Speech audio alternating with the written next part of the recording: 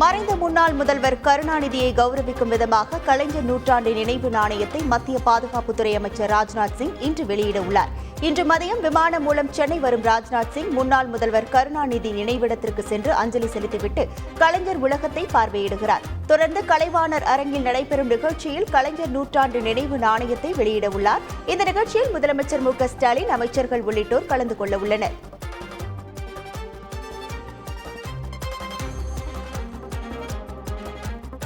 சென்னையில் கடலோர காவல்படையின் கடல்சார் மீட்பு ஒருங்கிணைப்பு மைய புதிய கட்டிடத்தை பாதுகாப்பு அமைச்சர் ராஜ்நாத் சிங் இன்று திறந்து வைக்கிறார். கடலில் ஆபத்தில் உள்ள படகுகள் மற்றும் மீனவர்களை மீட்பதற்கான நடவடிக்கைகளை ஒருங்கிணைப்பது மற்றும் செயல்திறனை கணிசமாக மேம்படுத்துகிறது வகையில் கட்டப்பட்டிருக்கும் கட்டிடத்தை ராஜ்நாத் சிங் திறந்து வைக்கிறார். சென்னை துறைமுக வளாகத்தில் அமைந்துள்ள கடலோர காவல்படையின் மண்டல கடல் மாசு மீட்பு மையம் மற்றும் புதுச்சேரியில் உள்ள கடலோர காவல்படை விமானப்படை வளாக சேவையையும் ராஜ்நாத் சிங் தொடங்கி வைக்கிறார்.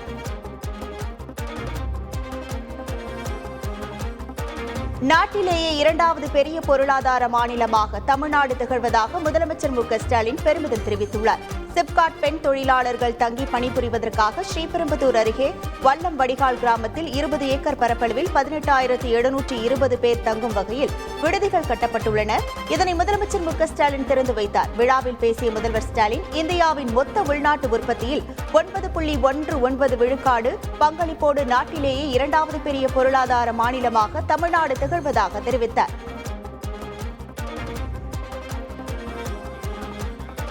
தமிழகத்தில் பெண்களுக்கு பணியிடங்களில் பாதுகாப்பு, பணிபுரியும் இடத்தில் தங்குவதற்கான அடிப்படை வசதிகளை உருவாக்கி தருவதை தமிழக அரசு லட்சியமாக கொண்டிருப்பதாக தமிழக தொழில்துறை அமைச்சர் டி.ஆர்.பி. ராஜா தெரிவித்துள்ளார்.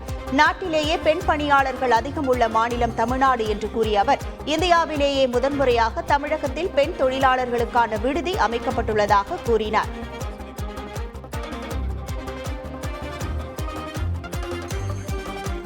ஆப்பிரிக்கா நாடுகளில் பரவி வந்த புதிய வகை குரங்கம்மை வைரஸ் ஸ்வீடன் நாட்டிலும் கண்டறியப்பட்டுள்ளது. இதனால் குரங்கம்மையை சர்வதேச சுகாதார அவசர நிலையாக உலக சுகாதார அமைப்பு அறிவித்திருந்தது. இந்த நிலையில் இந்தியாவில் குரங்கம்மையின் சூழல் மற்றும் ஆயத்த நிலை குறித்து சுகாதாரத்துறை அதிகாரிகளுடன் மத்திய சுகாதாரத்துறை அமைச்சர் ஜே.பி. நட்டா ஆலோசனை மேற்கொண்டார். தற்போது வரை குரங்கம்மை நோய் தொற்று இந்தியாவில் கண்டறியப்படவில்லை என்றும், இருந்தாலும் முன்னெச்சரிக்கை நடவடிக்கைகளை எடுக்க வேண்டும் என்றும் ஜே.பி. நட்டா அறிவுறுத்தினார். தமிழகத்தில் குரங்கு அம்மை பாதிப்பு இதுவரை கண்டறியப்படவில்லை என அமைச்சர் மா. சுப்பிரமணியன் தெரிவித்துள்ளார். வெளிநாடுகளில் இருந்து வருபவர்கள் தீவிரமாக கண்காணிக்கப்படுவதாகவும், குரங்கம்மை அறிகுறிகளுடன் வந்தால் அவர்களுக்கு உரிய சிகிச்சை அளிப்பதற்கான ஏற்பாடுகள் தயார் நிலையில் இருப்பதாகவும் அவர் கூறினார்.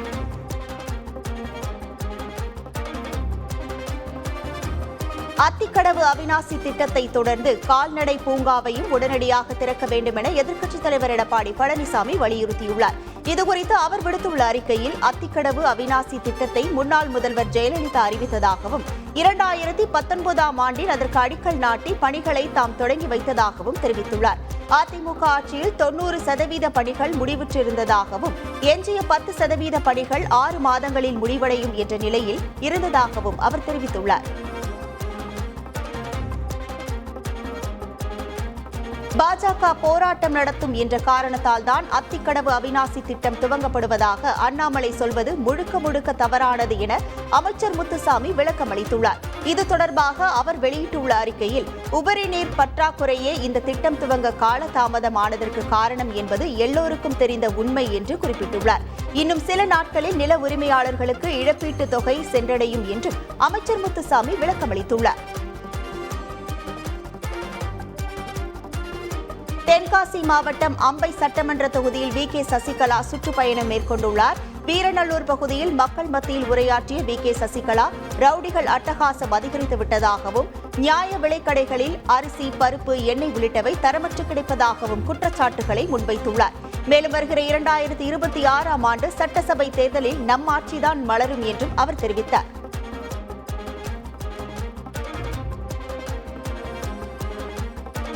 பழம்பெரும் பாடகி பி. சுசீலா உடல்நலக்குறைவால் மருத்துவமனையில் அனுமதிக்கப்பட்டுள்ளதாக தகவல் வெளியாகியுள்ளது. இந்திய திரையுலகில் மிக சிறந்த பாடகர்களில் ஒருவராக வலம் வருபவர் பி. சுசீலா. சினிமா, ஆன்மீக பாடல்கள் என ஒட்டுமொத்தமாக 50,000த்திற்கும் அதிகமான பாடல்களை பாடி புகழ்பெற்ற சுசீலா 5 முறை தேசிய விருதுகளை வென்று பெருமைக்குரியவர். வயது முதிர்வால் கடந்த சில நாட்களாக ஓய்வெடுத்து வரும் பி. சுசீலாவிற்கு திடீரென உடல்நலக்குறைவு ஏற்பட்டதாகவும், இதனால் சென்னை காவேரி மருத்துவமனையில் அனுமதிக்கப்பட்டு சிகிச்சை பெற்று வருவதாகவும் தகவல் வெளியாகியுள்ளது.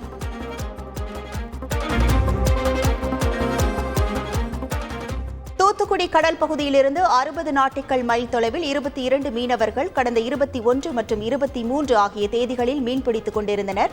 அப்போது அங்கு வந்த இலங்கை கடற்படையினர் 22 மீனவர்களையும் கைது செய்து சிறையில் அடைத்துள்ளனர். இந்த நிலையில் பாதிக்கப்பட்ட குடும்பத்தினரை நேரில் சந்தித்த MP கனிமொழி வெளியுறவுத்துறை அமைச்சரிடம் மீனவர்கள் விடுதலை தொடர்பாக பேசியுள்ளதாகவும், விரைவில் அவர்கள் நாடு திரும்புவார்கள் என்றும் நம்பிக்கை தெரிவித்தார். சுற்றுலாத்துறை பல மடங்கு லாபம் பெறுவதாக அமைச்சர் ராமச்சந்திரன் தெரிவித்துள்ளார். அதிமுக ஆட்சியில் சுற்றுலாத்துறை 11 கோடி ரூபாய் நஷ்டத்தில் இயங்கியதாக கூறிய அவர், சுற்றுலாத்துறையில் இந்த ஆண்டு 50 கோடி ரூபாய் எதிர்பார்க்கப்படுவதாக தெரிவித்தார். மேலும் தமிழ்நாடு ஹோட்டல்களின் தங்கும் அறை தரம் உயர்த்தப்பட்டுள்ளதாகவும் அவர் கூறினார். தனது குடும்பத்தை பற்றி அவதூறாக பேசி மிரட்டல் விடுத்த நபர்களை சட்டத்தின் முன் நிறுத்துவேன் என திருச்சி SP வருண்குமார் குறிப்பிட்டுள்ளார். திருச்சி SP வருண்குமார் குறித்து சமூக வலைதளங்களில் அவதூறு கருத்து பரப்பியதாக சீமான், சாட்டை துரைமுருகன் உட்பட 22 பேர் மீது அண்மையில் வழக்கு பதிவு செய்யப்பட்டது. இந்த சூழலில் X வலைதளத்தில் கருத்து பதிவிட்டுள்ள திருச்சி SP வருண்குமார், தனது குடும்பத்தார் பற்றி அவதூறு பேசி மிரட்டல் விடுத்த நபர்களை சட்டத்தின் முன்னால் நிறுத்துவேன் எனவும், சட்ட போராட்டம் தொடரும் என பதிவிட்டுள்ளார்.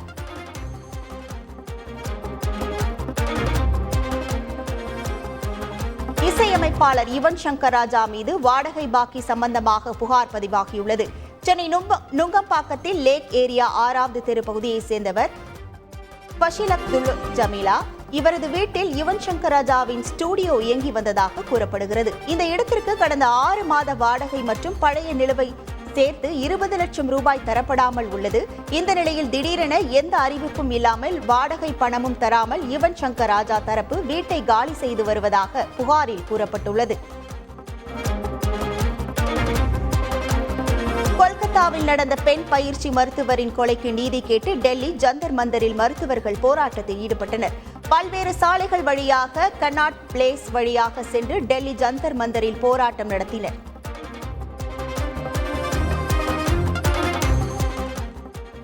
கொல்கத்தாவில் வன்கொடுமை செய்யப்பட்டு மருத்துவர் படுகொலை செய்யப்பட்ட விவகாரத்தில் தலையிட வேண்டும் என பிரதமர் மோடிக்கு இந்திய மருத்துவ சங்கம் கடிதம் எழுதியுள்ளது. அந்த கடிதத்தில் கொல்கத்தா மருத்துவர் கொலையில் காலக்கெடுவுக்குள் விசாரணையை முடித்து குற்றவாளிகளுக்கு தண்டனை வழங்க வேண்டும் என வலியுறுத்தப்பட்டுள்ளது. மேலும் உறைவிட மருத்துவர்களின் பணி நேரம் 36 மணி நேரம் என்பதில் மாற்றம் தேவை. சுகாதார பணியாளர்கள் மீதான வன்முறைகளை தடுக்க சுகாதார சேவை பணியாளர்கள் மற்றும் மருத்துவ நிறுவனங்கள் மசோதா 2019 மறுபரிசீலனை செய்ய வேண்டும் என்றும் வலியுறுத்தப்பட்டுள்ளது.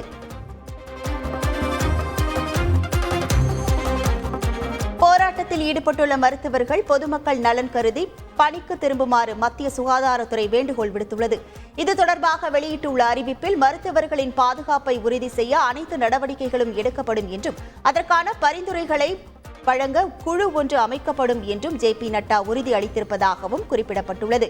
மேலும் மலேரியா, டெங்கு அதிகரித்து வருவதை கருத்தில் கொண்டு பணிக்கு திரும்புமாறு வேண்டுகோள் விடுக்கப்பட்டுள்ளது.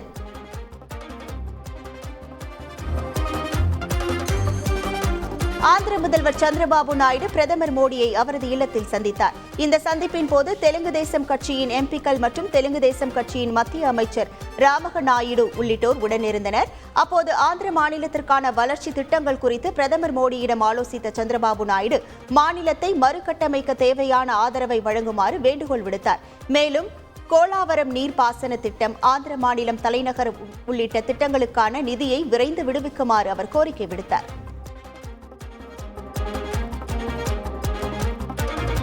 மக்கள் தனக்கு அளித்த அன்பு 1000 தங்கப் பதக்கங்களை விட மேலானது என மல்யுத்த வீராங்கனை வினேஷ் போகத் தெரிவித்துள்ளார். பாரிஸில் இருந்து டெல்லி திரும்பிய வினேஷ் போகத்திற்கு விமான நிலையத்தில் உற்சாக வரவேற்பு அளிக்கப்பட்டது. தொடர்ந்து வாகனத்தில் சாலை மார்க்கமாகவே ஹரியானா மாநிலத்தில் உள்ள தனது சொந்த ஊருக்கு சென்ற வினேஷ் போகட்டுக்கு வழிநெடுகிலும் மக்கள் உற்சாக வரவேற்பு அளித்தனர். பின்னர் தமது சொந்த கிராமமான பாட்லியில் செய்தியாளர்களிடம் பேசிய வினேஷ் போகட், மக்கள் தமக்கு அளித்த அன்பும் மரியாதையும் 1000 தங்கப் பதக்கங்களை விட மேலானது என குறிப்பிட்டார். நடிகர் விஜயின் தி கோட் திரைப்படத்தின் ட்ரெய்லரில் சென்னை அணியின் முன்னாள் கேப்டன் தோனியை சுட்டிக்காட்டும் ரெஃபரன்ஸ்கள் இடம்பெற்று இருப்பதை தோனி ரசிகர்கள் பகிர்ந்து வருகின்றனர். விஜயின் டி ஷர்ட்டில் தோனி கூறிய டெஃபினெட்லி நாட் என்ற வாசகம் இடம்பெற்று இருந்தது. மேலும் ட்ரெய்லரில் இடம்பெற்று இருந்த எ line is always a line என்ற வாசகத்தை சென்னை சூப்பர் கிங்ஸ் அணி இன்ஸ்டாகிராமில் பதிவிட்டுள்ளது. தி கோட் திரைப்படத்தின் ட்ரெய்லரை நடிகர் அஜித்குமார் பார்த்துவிட்டு விஜய் மற்றும் படக்குழுவினருக்கு வாழ்த்து தெரிவித்ததாக இயக்குநர் வெங்கட் பிரபு கூறியுள்ளார். சென்னை வடபழனியில் செய்தியாளர்களை சந்தித்த அவர் தி கோட் படத்தின் ட்ரெய்லர் சிறப்பாக இருந்தது என்று அஜித்குமார் பாராட்டியதாக தெரிவித்தார். சூப்பரா இருக்குடா, விஜய்க்கு உனக்கும் டீமுக்கும் என்னோட வாழ்த்துக்களை சொல்லிடுறா அப்படின்னு சொன்னாங்க. அவங்க ஷூட்ல இருக்காங்க, டிஸ்டர்ப் பண்ணாங்க. ஆனா மெசேஜ் ட்ரெய்லர் பார்த்துட்டாங்க, மெசேஜ் பண்ணிட்டாங்க. தனது குடும்ப உறுப்பினர்கள் விஜயின் கட்சியில் இணைவார்களா என்ற கேள்விக்கு அது குறித்து சொல்ல வேண்டிய அவசியம் இல்லை என இயக்குநர் வெங்கட் பிரபு கோபமாக பதிலளித்துள்ளார். சென்னையில் செய்தியாளர்களை சந்தித்த அவர் விஜயிடம் கேட்க வேண்டிய கேள்விகளை எல்லாம் தன்னிடம் ஏன் கேட்கிறீர்கள் என்றும் அவர் கேள்வி எழுப்பினார். எங்க குடும்பத்திலேயே யாராவது விஜய் சார் கட்சியில சேரும், உங்களுக்கு எதுக்கு சொல்லணும்? நான் என் குடும்பத்துல நாங்க எந்த கட்சியில சேருவோம், உங்களுக்கு எதுக்கு சொல்லணும்? நான் உங்க வீட்டுல ஏதாவது பிரச்சனை நான் கேட்கறேன், எங்க வீட்டுல பிரச்சனை மட்டும் ஏன் கேட்கறீங்க நீங்க?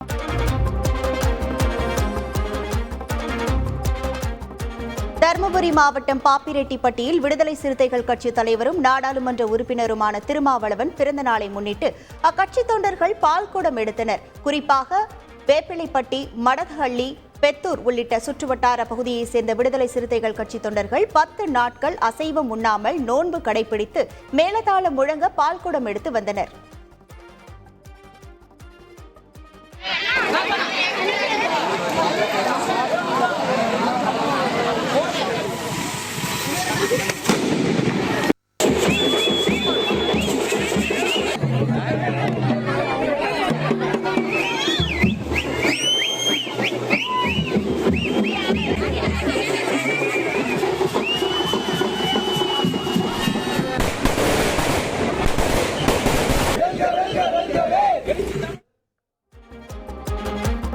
சென்னை பெருநகர போக்குவரத்து காவல்துறை சார்பில் விபத்தில்லா நாள் ஆகஸ்ட் 26ஆம் தேதி கொண்டாடப்பட உள்ள நிலையில் இதுகுறித்தான விழிப்புணர்வு நிகழ்ச்சிகள் தினம்தோறும் நடைபெற்று வருகின்றன. அதில் ஒரு பகுதியாக சென்னை பூந்தமல்லி நெடுஞ்சாலை அண்ணா ஆர்ட் சந்திப்பில் போக்குவரத்து சிக்னல்களில் குழந்தைகள் நடனமாடி வாகன ஓட்டிகளுக்கு விழிப்புணர்வு ஏற்படுத்தினர். கிருஷ்ணகிரி மாவட்டம் காவேரிப்பட்டணத்தை சேர்ந்த நாம் தமிழர் கட்சி நிர்வாகி சிவராமன் தனியார் பள்ளியில் மாணவிக்கு பாலியல் தொல்லை கொடுத்ததாக கூறப்படுகிறது. இதுகுறித்து மாணவியின் பெற்றோர் அளித்த புகாரின் பேரில் கந்திக்குப்பம் போலீசார் போக்சோ சட்டத்தில் வழக்கு பதிவு செய்து தலைமறைவாக உள்ள சிவராமனை தேடி வருகின்றனர். இதனால் அவரை கட்சியிலிருந்து நீக்கி நாம் தமிழர் கட்சி ஒருங்கிணைப்பாளர் சீமான் உத்தரவிட்டுள்ளார். கள்ளக்குறிச்சி மாவட்டம் உளுந்தூர்பேட்டை சுற்றுவட்டார பகுதிகளில் உள்ள பெட்டிக் கடைகள் மற்றும் மளிகை கடைகளில் போன்பே செயலி மூலம் நூதன மோசடியில் ஈடுபட்ட 3 இளைஞர்களை போலீசார் அதிரடியாக கைது செய்தனர். அவசரமாக பணம் தேவைப்படுவதாகவும் போன்பே மூலம் பணம் அனுப்புவதாகவும் கூறி கடைக்காரர்களிடம் சுமார் 20,000 வரை மோசடி செய்துள்ளதாக கூறப்படுகிறது. இதுகுறித்து விசாரித்து வந்த போலீசார் வெள்ளையூர் பகுதியைச் சேர்ந்த ஸ்ரீகாந்த், காத்தவராயன், அஜய் ஆகிய 3 பேரை கைது செய்து விசாரித்து வருகின்றனர். திருவண்ணாமலை மாவட்டம் செய்யாறு அருகே உக்கல் பகுதியில் உள்ள 60,000 லிட்டர் கொள்ளளவு கொண்ட நீர்த்தேக்க தொட்டி மிகவும் சேதமடைந்து காணப்படுகிறது. சுமார் 45 ஆண்டுகளுக்கு முன்னர் கட்டப்பட்ட இந்த தொட்டியின் கம்பிகள் துருப்பிடித்து குடிநீரில் கலந்து வருகிறது. மேலும் குடியிருப்பு பகுதிகளுக்கு மத்தியில் இருக்கும் நீர்த்தேக்க தொட்டி எப்போது வேண்டுமானாலும் இடிந்து விழும் அபாயம் உள்ளதால் உடனடியாக அதனை அகற்றிவிட்டு புதிய தொட்டி அமைத்து தர வேண்டும் என பொதுமக்கள் கோரிக்கை விடுத்துள்ளனர்.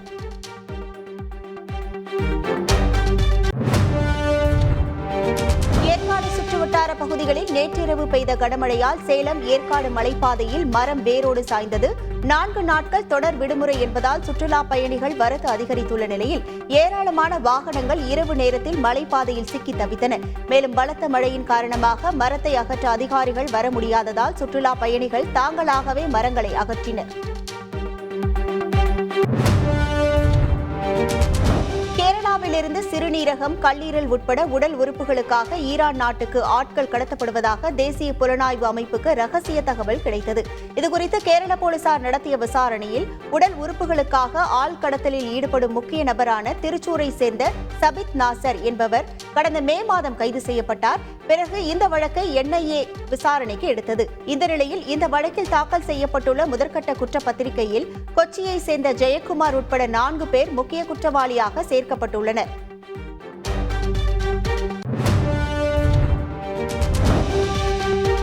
அரசு வேலை வாங்கித் தருவதாக கூறி நாமக்கல் மாவட்டம் செல்லம்பட்டியை சேர்ந்த மாதேஸ்வரனிடம் 5 லட்சம் ரூபாய் மோசடி செய்த சேலம் சித்தூர் நத்தம்பட்டியை சேர்ந்த அஜித்குமார் என்ற இளைஞரை போலீசார் கைது செய்தனர்.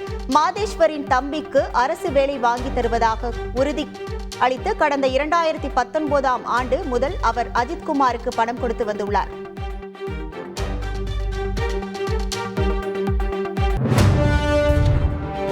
பீகார் மாநிலத்தில் 1710 கோடி செலவில் கங்கை ஆற்றின் குறுக்கே கட்டப்பட்டு வரும் அகுவானி கல்தாங்கஜ் பாலத்தின் ஒரு பகுதி இடிந்து விழுந்தது. இந்த சம்பவத்தில் காயங்கள் எதுவும் ஏற்படவில்லை. 9 ஆண்டுகளாக கட்டுமான பணியில் உள்ள 3 கிலோமீட்டர் நீளம் கொண்ட இந்த பாலத்தின் சில பகுதிகள் ஏற்கனவே கடந்த 2022ஆம் ஆண்டு ஏப்ரலிலும் கடந்த ஆண்டு ஜூன் மாதத்திலும் இடிந்து விழுந்தன. நிதிஷ்குமார் அரசின் முதன்மை திட்டமாக கருதப்படும் அகுவானி கல்தங்கஞ்ச் பாலம் மாநிலத்தின் வடக்கு மற்றும் தெற்கு பகுதிகளுக்கு இடையே ஒரு முக்கிய இணைப்பாக இருக்கும் என கருதப்படுகிறது.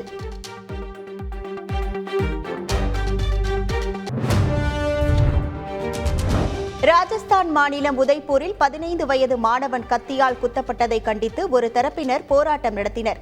அப்போது கல்வீச்சு, கார்களுக்கு தீ வைப்பு போன்ற வன்முறைகள் அரங்கேறியதால் உதய்பூரில் 144 தடை உத்தரவு பிறப்பிக்கப்பட்டது. இதற்கிடையே வன்முறையில் குற்றம் சாட்டப்பட்டவர்களுக்கு சொந்தமான வீடுகளை மாவட்ட நிர்வாகம் JCB வாகனங்களை கொண்டு இடிக்கும் காட்சிகளும் வெளியாகியிருக்கிறது. போலி செய்திகளை பரப்ப வேண்டாம் என கோரிக்கை விடுத்திருக்கும் காவல்துறை சம்பவம் தொடர்பாக விசாரித்து வருவதாக தெரிவித்துள்ளது.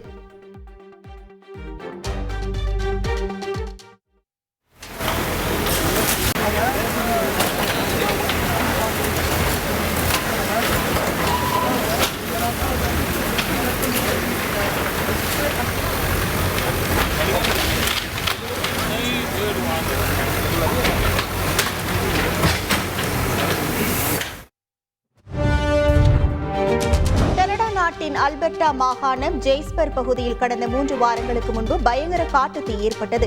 இதில் ஏராளமான கட்டிடங்கள், மரங்கள் உள்ளிட்டவை தீயில் எரிந்து சேதமடைந்தன. பெரும் பாதிப்பை அடுத்து அங்கு வசித்தவர்கள் பாதுகாப்பான இடங்களுக்கு வெளியேற்றப்பட்டனர். இந்த நிலையில் தீ முற்றிலும் அணைந்த நிலையில் அங்கு திரும்பிய பொதுமக்கள் தீயில் எரிந்து சேதமான தங்கள் உடைமைகளை கண்டு மனம் வருந்தினர். காட்டு தீயால் சேதமடைந்த பகுதிகளின் ட்ரோன் காட்சி வெளியாகியுள்ளது. காஞ்சிபுரம் மாவட்டம் வரகடம் அருகே வல்லம் வடகால் பகுதியில் சிப்காட் மெகா தொழிற்சாலை பணியாளர்கள் குடியிருப்பு வளாகம் கட்டப்பட்டுள்ளது.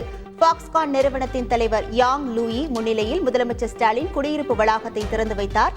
இந்த நிலையில் சென்னை வந்த பாக்ஸ்கான் நிறுவன தலைவர் யாங் லீயுவை காரின் முன் சீட்டில் அமர வைத்து தொழில்துறை அமைச்சர் TRB ராஜா விழா நடைபெறும் இடத்திற்கு தானே காரை ஓட்டி சென்றார். இந்த வீடியோ இணையத்தில் வேகமாக பரவி வருகிறது.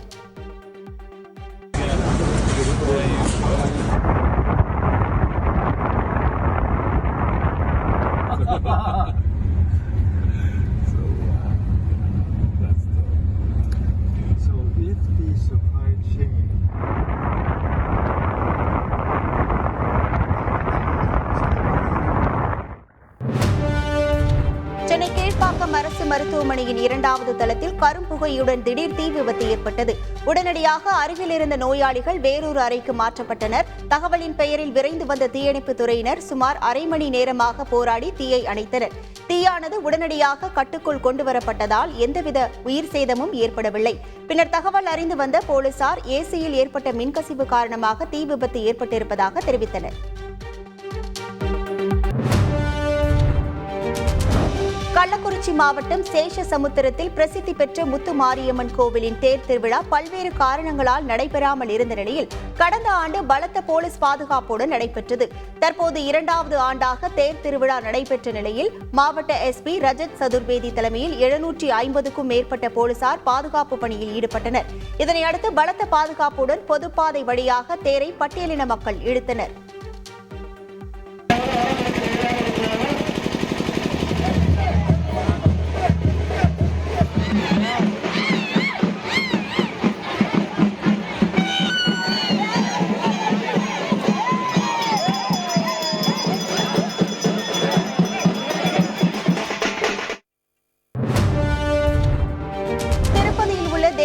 நிர்வாக அலுவலகத்தில் ஏற்பட்ட தீ விபத்தில் கோப்புகள் எரிந்த நிலையில் போலீசார் விசாரணை நடத்தி வருகின்றனர். ஆந்திராவில் முந்தைய ஜெகன்மோகன் ரெட்டி ஆட்சி காலத்தில் திருமலை திருப்பதி தேவஸ்தான நிர்வாக பொறுப்புக்கு வந்த அறங்காவலர் குழுவினர் மற்றும் அதிகாரிகள் பல நூறு கோடி ரூபாய் அளவுக்கு மோசடியில் ஈடுபட்டதாக குற்றச்சாட்டு எழுந்தது. இதுகுறித்து ஆந்திர சிஐடி போலீசார் விசாரணை நடத்தி வரும் நிலையில் தேவஸ்தான நிர்வாக அலுவலகத்தில் உள்ள பொறியாளர் பாஸ்கர் சாம்பரில் நேற்றிரவு திடீரென தீ விபத்து ஏற்பட்டது. ராணிப்பேட்டை மாவட்டம் முகுந்தராயபுரம் அருகே சென்னை பெங்களூரு ரயில்வே தடத்தில் இரு பாதைகளுக்கிடையே இரும்பு ராடை வைத்துவிட்டு மர்ம நபர்கள் தப்பி ஓடிய நிலையில் சிக்னல் துண்டிக்கப்பட்டதை உரிய நேரத்தில் ஸ்டேஷன் மாஸ்டர் கவனித்ததால் பெரும் அசம்பாவிதம் தவிர்க்கப்பட்டுள்ளது. அவர் அளித்த தகவலின் பேரில் மோப்பநாயுடன் போலீசார் மேற்கொண்ட சோதனையில் தண்டவாளத்தில் இரும்பு ராடு மற்றும் கற்கள் இருந்தது தெரியவந்தது. இந்த செயலில் ஈடுபட்டவர்கள் யார் என்பது குறித்து போலீசார் விசாரணை மேற்கொண்டு வருகின்றனர். விருதுநகர் மாவட்டம் சிவகாசியை சேர்ந்த 60 பக்தர்களை அழைத்துக் கொண்டு திருச்செந்தூர் வந்த சுற்றுலா பேருந்து ஐயாக்கோவில் அருகே கடற்கரை பகுதியில் நிறுத்தப்பட்ட போது மண்ணில் சிக்கியது. பேருந்தை மீட்க முடியாததால் அமளிநகர் பகுதியைச் சேர்ந்த மீனவர்களின் உதவியை பக்தர்கள் நாடினர்.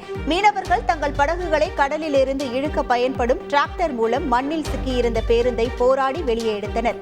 இதனையடுத்து பக்தர்கள் அந்த பேருந்தில் ஏறி தங்கள் சொந்த ஊருக்கு பயணித்தனர்.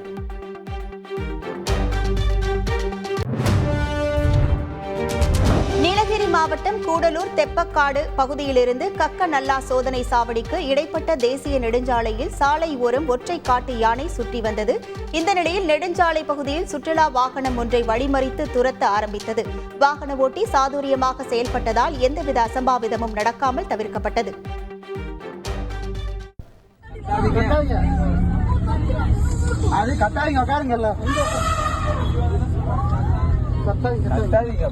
மாப்பிள்ள நீ ஜெயிச்சிட்டடா. ஜெயிச்சிட்ட மாறா மாறா ஜெயிச்சிட்டா. கேரள மாநிலம் இடுக்கி முள்ளரிங்காடு நேரியமங்கலம் அடிமாளி பகுதியில் கனமழை பெய்து வருகிறது. இந்த நிலையில் முள்ளரிங்காடு பகுதியில் ஓடையில் பெருக்கெடுத்து ஓடிய மழைநீரில் சுமார் 100 மீட்டர் தூரம் கார் வெள்ளத்தில் அடித்து செல்லப்பட்டது. அந்த பகுதியை சேர்ந்தவர்கள் காருக்குள் இருந்த பாதிரியாரை மீட்டனர்.